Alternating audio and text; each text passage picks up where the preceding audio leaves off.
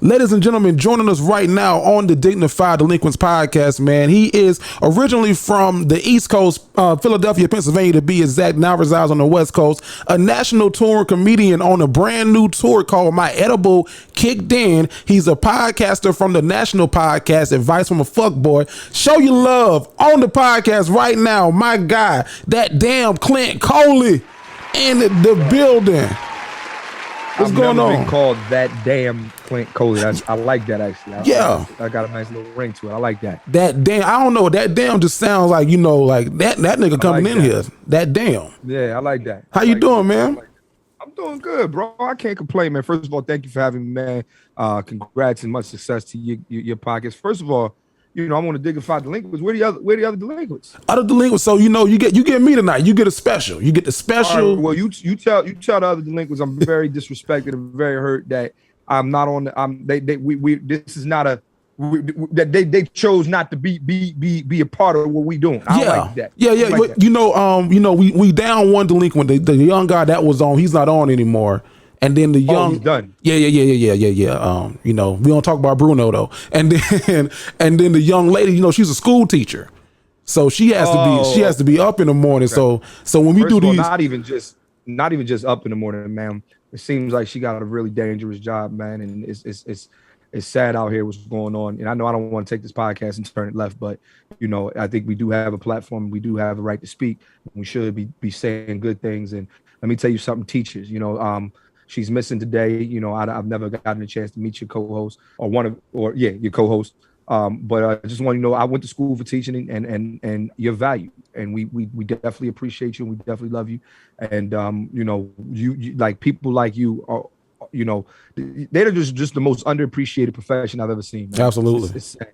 Absolutely. Just keep going. Yeah, man. So you went to school to be a teacher. You went to college for education. What I wanted to be a teacher. What turned you into to this entertainer that you are today? What was that pivot move for you? Oh, well, it wasn't. So here's the thing, I got into comedy because I was, trying to talk to a chick. You know what I'm saying? But the actual pivot move, I would say, came in like 2010. I was out of school. I was young, and I'd never forget. I went to my homegirl Janelle, right? She was taking an artist management class at Drexel University. And she was like, yo, you should come, check it out. My manager, or the guy who's teaching the class, he has really good insight. So I listened to him the whole class. He didn't really had nothing good to say to me. But then at the end, I was like, yeah, man, I heard you manage a comedian by the name of JB Smooth. I said, yo, man, I would love to, you got any advice for me, man, like anything. And he was like, you're a comedian. I said, yeah. He's like, you live here in Philly? I said, yeah. I said, I said, yeah. He said, yo, get the fuck out. Oh, wow. Just get out. Like he said, nobody's checking for comedians here.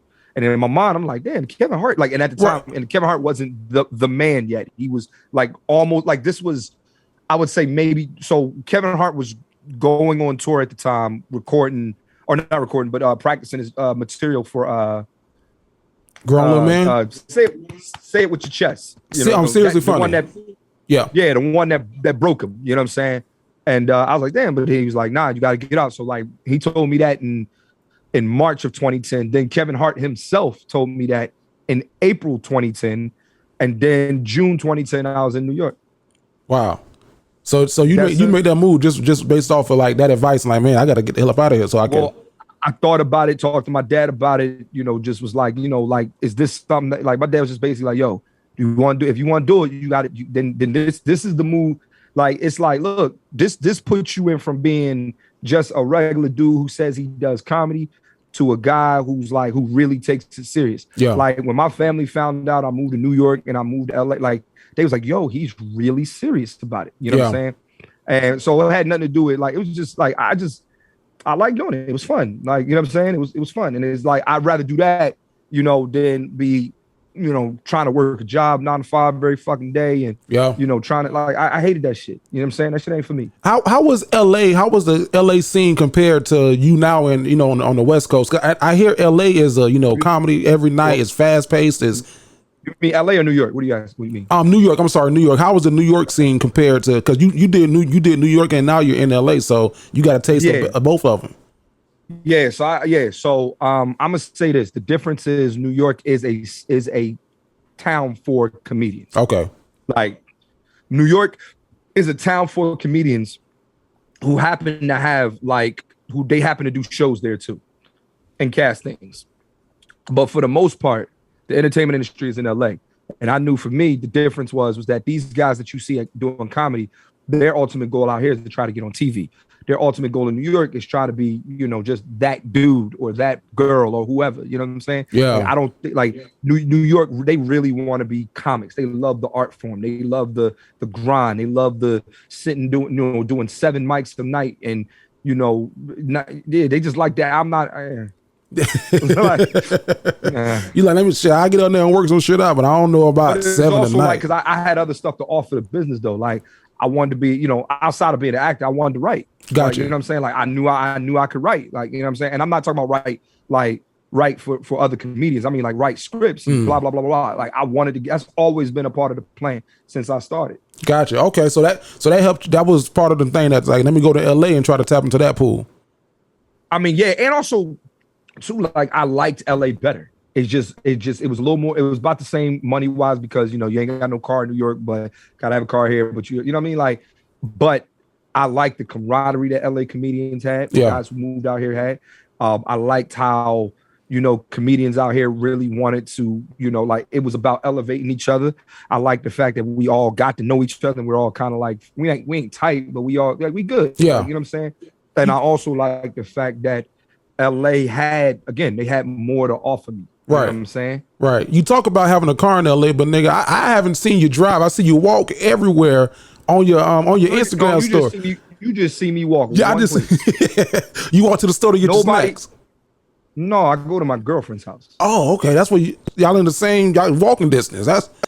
That's a blessing, man. You can. When you get mad, or like she get mad, like, hey, you know what? I ain't got to sleep on the sofa. I'm just gonna take my ass back to 16B. How about that? Go home. Yeah. But everybody, like, that's the number one question I get though. Women always ask me, like, where you be going at night? Now I tell women, you have an idea of where you think I'm going. You know what I mean? That's why you asking me. You know what I'm saying? But no, I drive all the time. I just don't. I don't be flossing on the gram. Gotcha. That ain't my style. You ain't never gonna know what I got going on. You ain't never gonna know how much money in my pocket. Like I'm not the guy who gets a new car. Or gets a car and then takes a picture in front of it. Yeah, I'm not the guy who got to take a picture. Like you drive and you got to take a picture of the emblem. I don't do all that. That's corny. I ain't mad at that, man. I think that you're real strategic, man. I love watching you on Instagram because you're real strategic in how you move and what you do. Like I know your post. He gonna promote this show, or he got a playlist that he wants you to download. Now, you coined a lot of terms. Pound Town being one, that one took off. A lot of niggas was saying Pound Town. And now the most recent, I think you might have some on because I see your kneecaps. Hoochie Daddy season.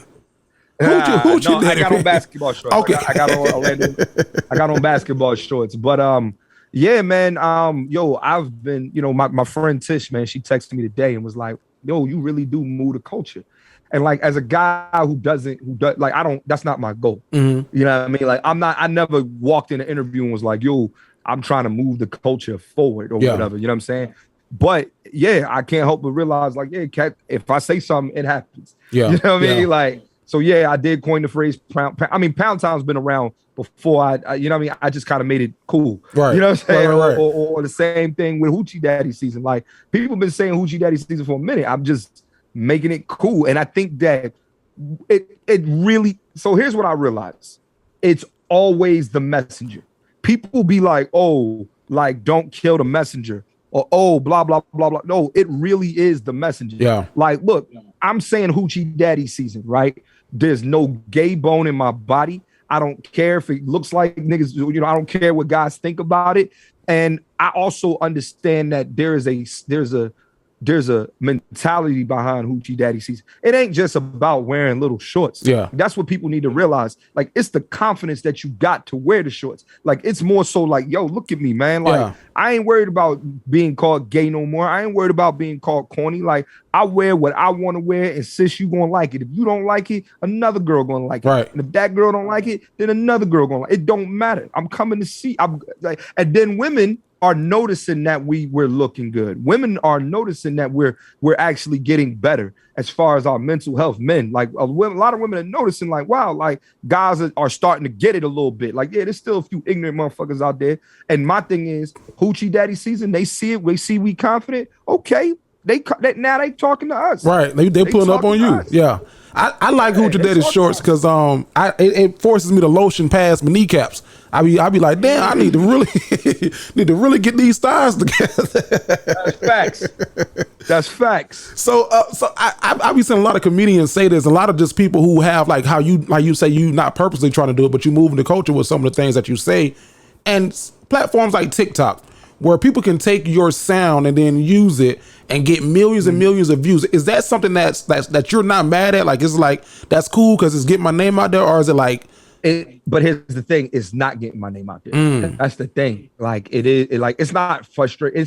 It's frustrating, but I'm not mad no more, because before you used to just be like, you got to be like, oh man, this sucks. Like blah blah blah blah blah. Because here's the thing: I'm a content creator at the end of the day. Yeah. You know what I mean? Yeah. Like, just like I coined this phrase, I'm gonna coin another phrase. And just like you got to remember, man, like people been, fucking with me for the last like 5-6 years. You know what I'm saying? Like, I'm one of them cats. If you know, you know. Yeah. You know what I mean? And I like it like that in a sense. You know what I'm saying? Because I know my time is coming. I know that like you can't hold down great things for a long time. And I'm not saying that I got another great phrase in me or not, but I'm a content creator, meaning there's always something else going in my brain. Like, you was about, like, we cut it, I guess, but we put it in there. But like, I wrote a short film, which is actually a series pilot, and I put it out. I strategically put it out there just to see the kind of reaction I would get. And it was dope as fuck. Everybody and their mom DM me like, yo, what the fuck is this? And they're like, wait a minute, you wrote that? Yeah. Yeah. I had questions for you about it, because I was getting my pedicure, and I was like, man, let me talk about it. 20 minutes. I said don't get it, but fuck it, man. Who cares? Man, you wrote that whole entire thing, and I saw that you said you shot it at your complex where you live, the entire thing. Man, the entire thing was shot at there's a doctor's office scene. That's actually in my 3rd bedroom. There's the scene where there's the scenes of his apartment. That's my homeboy's apartment downstairs from me. There's a rooftop scene. That's the roof of my building. Come on. There's a scene where old girl is, on the phone and they talking, and she's like at a quote unquote restaurant. That's just my pool area. Come on. You gotta make, bro. I like, man, listen, I wrote a script, and I was like, I've been fortunate to be a part of a lot of productions, and I know how to make it work. Yeah. And my thing is that when you writing, and if you want to film something yourself, you gotta write locations that make sense. You can't be writing locations. You can't say, we're at a basketball game, my nigga. You can't film at a basketball game. You don't have basketball game scene money. Yeah. That makes sense. I shot. I didn't pay a. No, go ahead. Go what you was gonna say, because I think I was gonna come behind what you just said. I was just gonna say I didn't pay a dime for any of those locations. That's what I shot a show and spent $1,500 on locations alone, and I was like, God dang, just trying to play shit. Yeah, and it's like, now I'm gonna be honest, that stuff cost me a pretty penny, but not the locations, but I spent money on editing, and I spent money on clean like I had a crew. Like, we didn't have this wasn't 2 niggas with a camera. Yeah. Like, we called a truck. Like, this was like, if you came, you would be like, wow, this is a real production. Yeah. Like, we had PAs, we had people work, like and I remember, like I was like, I'm the one that kind of put most of it, I did put 90% of it together. You have to wear different hats in this business when you Black. This is the bottom line. Absolutely. You know what I'm saying? Absolutely. You gotta wear different hats. Like, and you put it on your stories. It got selected for a film festival. So man, I think that it was literally one of the dopest things. I watch a lot of indie stuff. I watch a lot of stuff on Quelle TV. And oftentimes when people are writing, and you can tell, like, okay, this is a newer writer, and their story doesn't move. It's not a complete story. It's like, what the hell happened? That was a complete story. I said, this was some good shit. It inspired me. I came home and ripped the whole script up. Like, nah, that ain't it. Got to go back to the drawing board. You know what? No. I'm glad you did that, because here's the thing. Like, good writing should make you wanna be a better writer. Yeah. Like, I watch a lot of these shows sometimes and stuff like that, and I'm like, yeah, if they doing this, like I got it.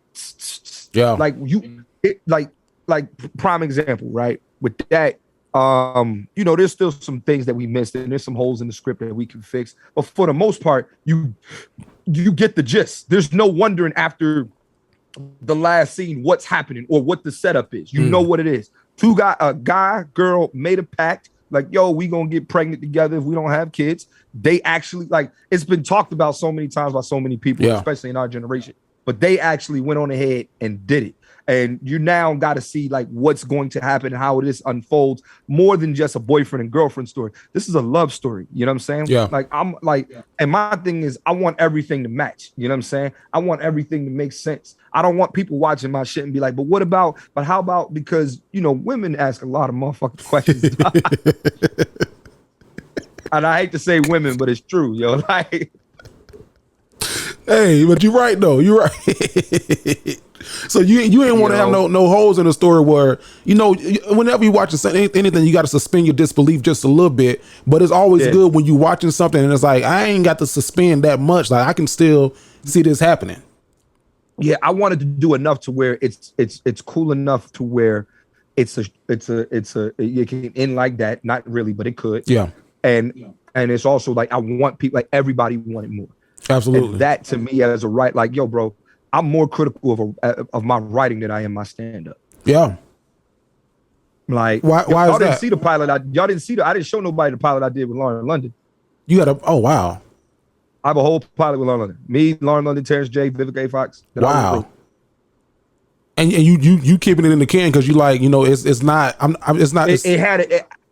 had a deal with another production company, Flavor Unit Entertainment, which is Shah Kim and Queen Latifah, and it just got on the shelf. You know what I'm saying? Like, it's nothing. No, it wasn't a personal thing. It's just like, you got to realize their business is making sure that Latifah is she's the main. They don't really got time for me. Gotcha. And I don't say that as a diss. I say that as that's the God honest truth. For sure. And like, yo, that's my family. You know what I'm saying? And when I say family, like, you know, I don't think I've ever said this out loud. Like, Latifah's my cousin.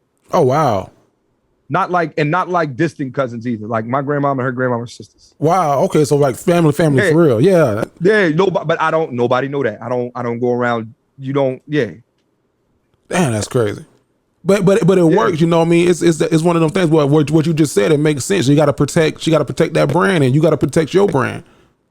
Mm-hmm. And exactly. And then it's not even really protect. It's more so just like, she's a busy woman. Yeah. You know what I'm saying? Shah Kim's a busy person.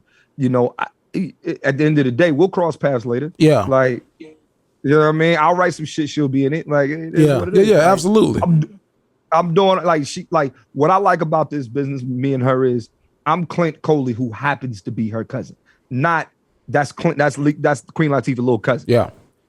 You know not that's Brandy's brother in the way Jack Harley. No, it's like he has his own name, man. And I was watching you on live, and you go live often. I jump in and I be watching. You bring your different friends in, and I forgot who the hell you were talking to. I think it was Rodney Perry, Ty Davis, and it was one more person. And you said something, and I took this piece of advice that I ran with this shit ever since you said it. You were talking about your podcast, your World Series of Space, which I want to touch on. Your writing, and you said everything that you do funnels back into your stand-up. You said every single thing that you do, it funnels back into that. And I was moving around this thing, like doing so much, and I was like, man, what is I'm trying to get everything to funnel back into? I just wanted to tell you that, man. I took that piece and I said that's it. Yeah, because you gotta realize, like, here's the thing, right? I'm not saying that, you know, stand up is the end all be all of what I'm doing and everything like that, right? But everything does have to come back to, oh, he's still a comedian. You know, like, I can't take credit for that. Like, I learned that from Chris Rock. Chris Rock said it best. He said, look, man, I don't gotta do another movie for the rest of my life. I don't gotta do a movie. I don't gotta do a sitcom. I don't gotta do a TV show. I don't gotta do nothing. You know what I know I can do? That I'll sell tickets at the drop of a dime? Stand up.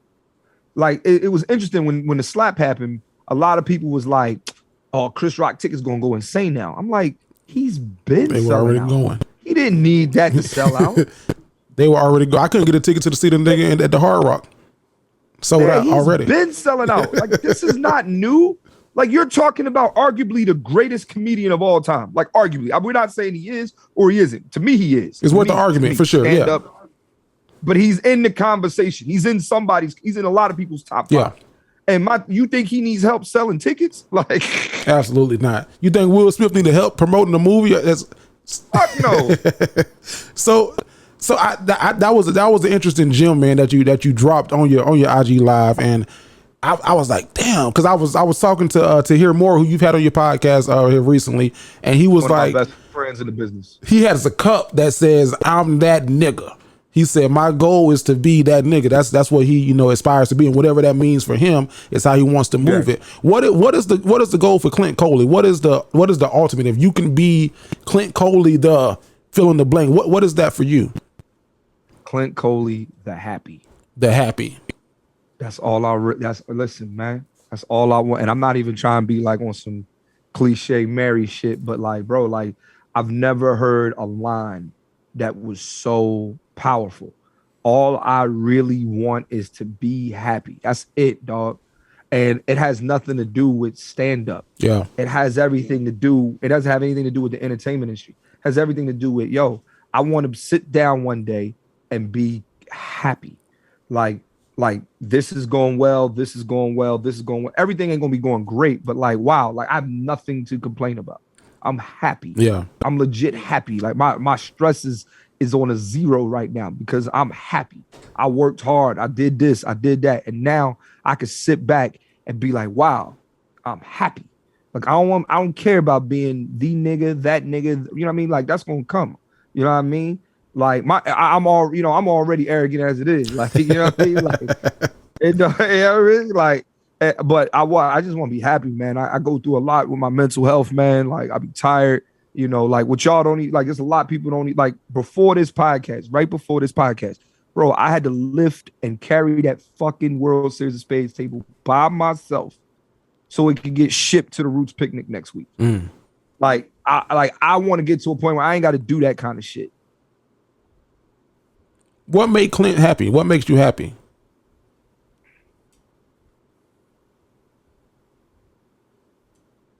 I don't know. Okay, but we gonna get there though. We gonna. But that's the goal. That's what we're striving to. I can't. I wish I could tell you, man. Like, I'm lying. I'm lying. I'll tell you what makes me happy. Spades. Okay. My friends. Sitting on the step. Listening to music, talk. Like that's it. That's simple shit. Yeah. Like I don't like simple shit. Simple shit makes me happy. Like just being around motherfuckers. We chilling. I'm high. You high. We good. That's it. Yeah. And the simplicity of life sometimes is what we need. Everybody be thinking sometimes they need all this granular shit, and I gotta have this. I gotta have the. I also really quick, man. I want to apologize to you. I know this podcast right now, it ain't funny.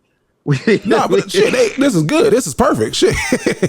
we talking. Yeah, it ain't. Because niggas be like, oh, wait, we're funny at right. Hey, bro, like two black men having a conversation, which sometimes having a conversation. Sometimes that space need to be had, and it's a motherfucker sitting there right now, like, well, what the hell makes me happy? Like he probably thinking that's a good ass question. Ask yourself, what do make you happy? Bro? What make you happy?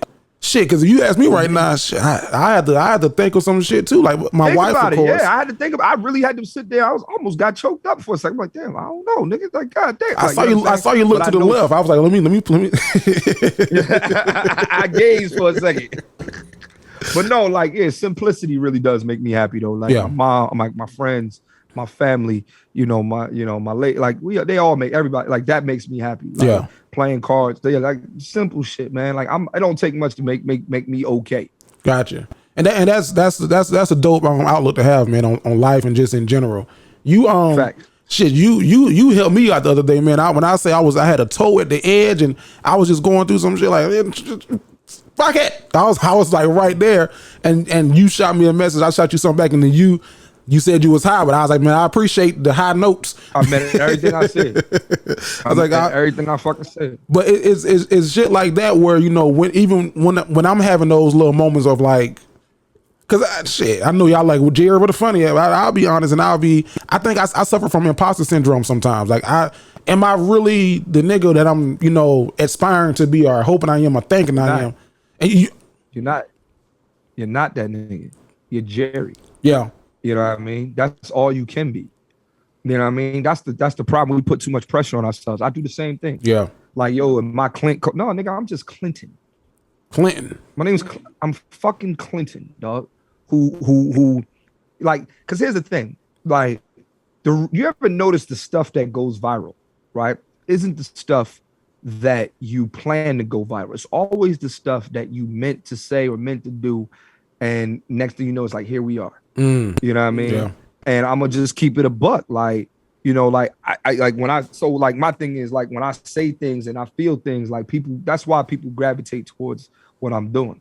I mean what I say. Yeah. Like you probably niggas probably listen to me and be like, yo, is he really like that in real life? Nigga, yes. Yes. Yes. A little bit embellished, but yes. Yes. You like, get what you see. You like in this way, yeah. No, I'm like I'm like you talk shit to me, nigga. I'm right back at you. Yeah. Like, you know what I mean? I don't like fighting, but guess what? If you had to. Yeah, dog, like, yeah, but like I'm not, we not like people like authenticity, man. Yeah. You are like your podcast, man. Y'all, you that's who you are. I appreciate it. You're not an imposter, you're Jerry. Yeah. I couldn't squabble right now though. I'm damn near 30. So if somebody tried to, if y'all listening to this shit and y'all thinking about running up on me, just don't, please, because I'm gonna call the police. In fact, no, well, I don't. Nobody wants to fight. Yeah, I'm 30. I'll be 35 next month, man. I don't feel like fighting. But you know, yeah. And here's the thing, I'm a big guy. So how long is a fight really with me gonna last you? Because I'm gonna get tired. Not that. So you gonna get tired. Yeah. I'm gonna get winded after about a good minute and a half, and I'm just gonna lean on you. People don't even realize like how like I box about 3 times a week, 3 times a week, which I gotta get better at it or better at boxing because like I need to lose some more weight. But people don't realize like, yo, a 3-minute round of boxing, you know how long that is? And I'm not, and when I'm boxing, like I'm just hitting the bag, you know what I'm saying? But I'm doing it in 3 rounds, I mean, in like 4 rounds, you know, every time 4 rounds. But think about that, 4 rounds, that's a lot of fucking fighting, dog. Good 12 minutes right there. Bro, think about it. You're jumping up and down, exerting energy. You know what I'm saying? And you think, and you're getting hit at the same time. No say. Niggas don't want to fight. No say.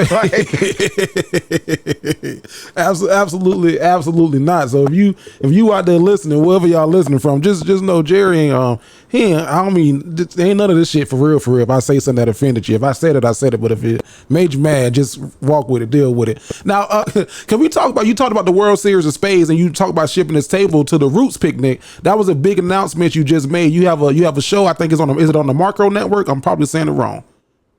No, so Macro is a black-owned production company. They're a production company. That's not a television network. They're just a production company that assists, you know, writers and creators like myself and help them achieve their dreams and stuff like that. But also, you know, they're like the production company behind a lot of big films and big television, you know, like their biggest thing I think was Judas and the Black Messiah. That was them. Yeah, like they got a lot going on. And hopefully this is what, you know, something that puts them over the top too. Yeah, absolutely. So you got this show that you created, you came up with it. It was based off of what you said was you watched the World Series of Poker and it's like, niggas love spades and we can do this on that big level as well. I was playing the game of spades, and then as I'm driving home, I was like, "Yeah, niggas got poker." I'm like, "We definitely can have spades. Why not?" Absolutely. And I went out and wrote the treatment, and here we are.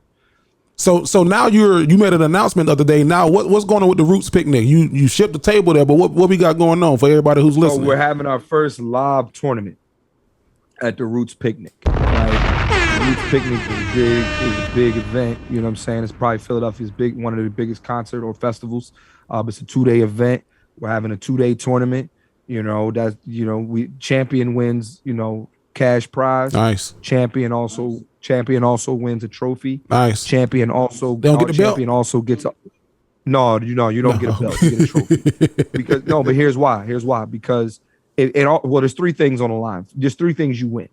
You win a cash prize, you win a trophy, and then you win a automatic spot in the next season of the televised part of the World Series of Spades. That's dope. And that's the biggest part of this, because we're going to be on a new network in the fall. Won't really say who. That's an off camera conversation. And my thing is that we're now looking for the best spades players. Yeah, like I'm touching the streets now. Nice. I'm touching the streets. So now you own this tour. Are you playing spades in these cities that you're going to on your My Edible Kicked In tour? No, I don't mind, but like I don't like playing spades with random motherfuckers. Okay. Man. And here's why. 2 reasons. Number one, I had a situation in North Carolina. I played this guy. He was talking shit. He made a T-shirt talking about something. I beat Clint Coley. Blah blah blah blah blah. I get there and whoop and bust his ass with a partner I ain't never had before, right? But what makes it worse is though, it's like if I beat him, who cares? Yeah.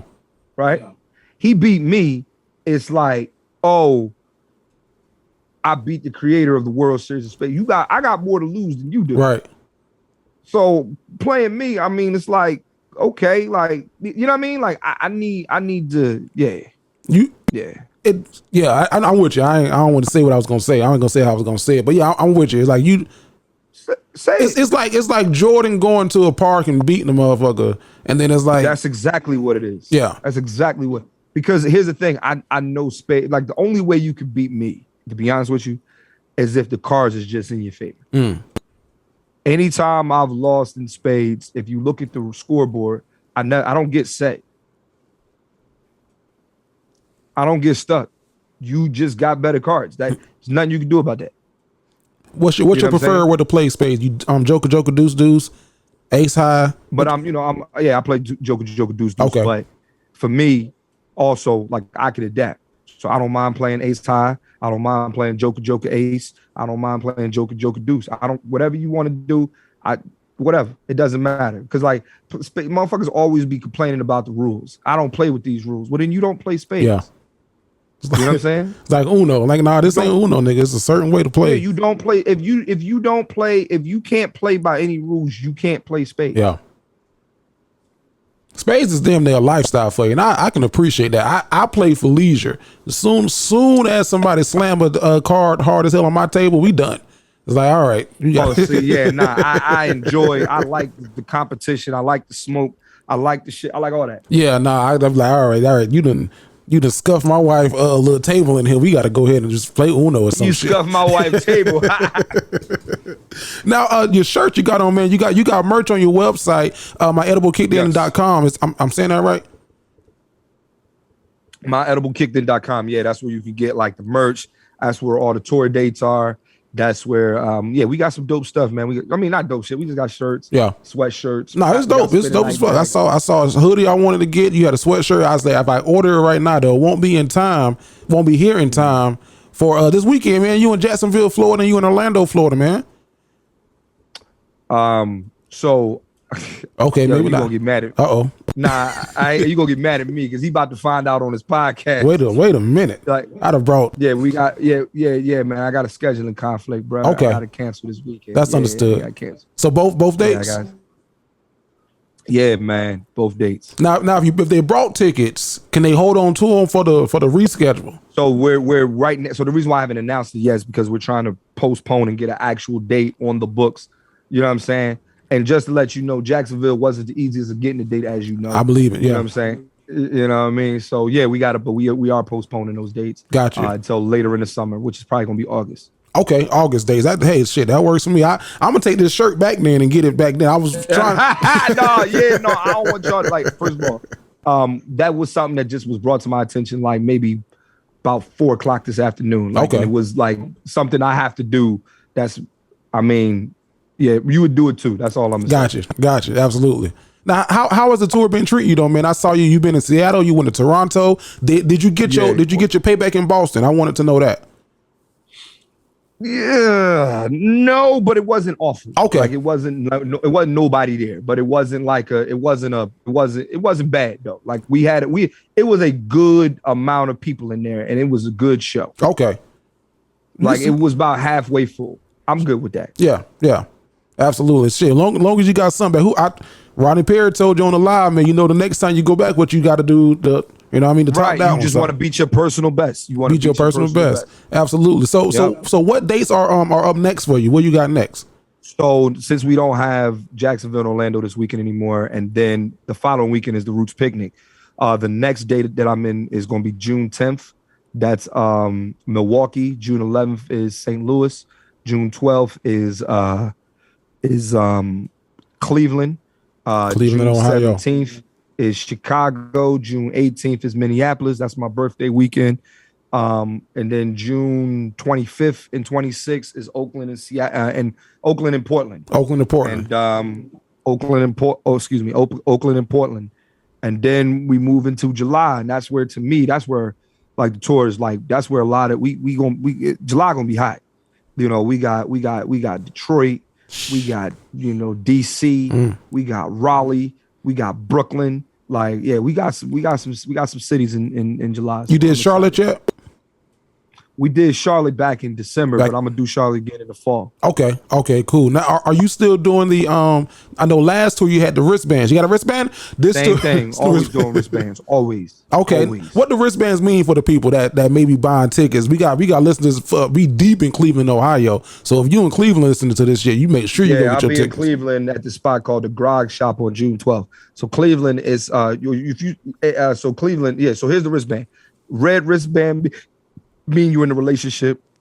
Yellow means it's complicated. Blue means you're single, and green means you down to fuck. Gonna be a whole lot of green in Cleveland, goddammit. Hey, man. And Raleigh. Hey. Whole lot of green. Hey. So you be, but you don't mind assisting. I saw you hook the security guard up. Somebody came to you, said, "Hey, I'm trying to. Is she part of you?" You like, I'm gonna pass the assist. That's the one thing that's consistent. That's the one thing that's consistent at my shows, man. A lot of people always be trying to get hooked up, but whenever somebody around me, somebody always like, Clint, I want to shoot. They shot at somebody and blah blah blah. I kind of like it. I do like it. Clint, so the love matcher. This girl came to my show on a Friday night. Was it Friday? Yeah, she came Friday night in Kansas City. Sent me a DM, told me she liked the security guard. You know, I was like, all right, well, here go to alley-oop, bro. Now, do you follow up on these cases? Like, do you ever do like a hey? So always. Yes, always. What's your percentage? What's your record for? Oh man, I got one couple that had a baby and they married. Ooh, okay, shit. I got two babies. Cause two people had met in my group chat, my advice from the fuckboy group chat, had a baby. And somebody else got married. Two got married, and then I got people, who are like in relationships, talking, fucking, whatever. Yeah. Every once in a while, I mean, sometimes it don't work out, but that ain't on me. To me, I get you there. I can't force you to drink it. Yeah. You know what I mean? Lead them to the water, but it's up to you once you get there. Man, I'm a coach. I appreciate you, man. You don't know. And I'm gonna tell you right now, man, just this connection that we have, man, that, the fact that I can shoot you a DM and shit, you not only read it, but respond to it. I can ask you a question and you answer that shit. Man, you got my number, man. Yeah. I want to tell the people that. Jerry, can you tell? Hell no, I can't tell Clint that you said you want him with his hat off I wore this shirt because I was interviewing you. I was like, why? What you think I should do? She was like, man, you kind of made me wish I was gonna do the interview shirtless. You know what? I would have let you do it. I would have probably turned the camera off because I don't want to look at your titty nipples as a grown man. But I would have been okay with you doing it. So, man, I appreciate you, man. You remind me of my homie. He from Harrisburg, Pennsylvania. One of my best friends. His name is Dwayne. Y'all got the same kind of. That's crazy. My girlfriend's from Harrisburg. Oh wow. Okay. So y'all kind of So y'all got the same kind of energy and the same kind of flow. And I'm a nigga from the South, and it's like oftentimes you don't really see, people from up north and the South mixing and matching and clicking like that, especially on the level that we are, like when it comes to this friendship. But it works, man. So I appreciate you for that, because you kind of give me that same energy, man. And you've been in more than what you probably think of, but you've been a big, instrumental part of some of the things that I've did, some of the podcast decisions, some of the tour dates that we did, the live show. So I appreciate it. Thank you, man. I'll say this, man. Look, man, I'll put it like this. DL was my mentor and still is. And he was somebody that I could call, I could text. He was somebody I could talk to. He was somebody that I always was listening to, getting game from, understanding the game, watching and learning and blah, blah, blah. And I say that to say, you know, I vowed to do the same thing for somebody else. You know what I mean? And here's what I want you to do. When you get in a position where you could give some advice, you feel like you can give some advice to somebody, you got to pass it on. Absolutely. You have to. It's your duty. You have to pass it on. You have to pass it on. You have to. You're selfish if you don't. I'm going to do it. Noted. As soon as I get couple of dollars, I'm gonna pass it on. I'm joking.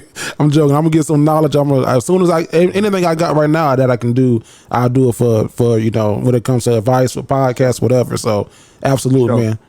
I appreciate you for jumping on here with me, man. Make sure that y'all go to the website, myediblekickden.com. Get those tickets. Sir. Go get your merch. When you get there, get your wristband, and let me personally know, did you get green? And if you got green, did you get taken down that night? Because that's important. That's important to know. That happens at my show for sure. What can they follow you at on social, man? At Clint Coley, CLINT COLEY. Again, CLINT COLEY. There it is, man. This is the Dignified Delinquents special interview with that damn Clint Coley, man. Thank you for coming on. Thank you for having me, my man.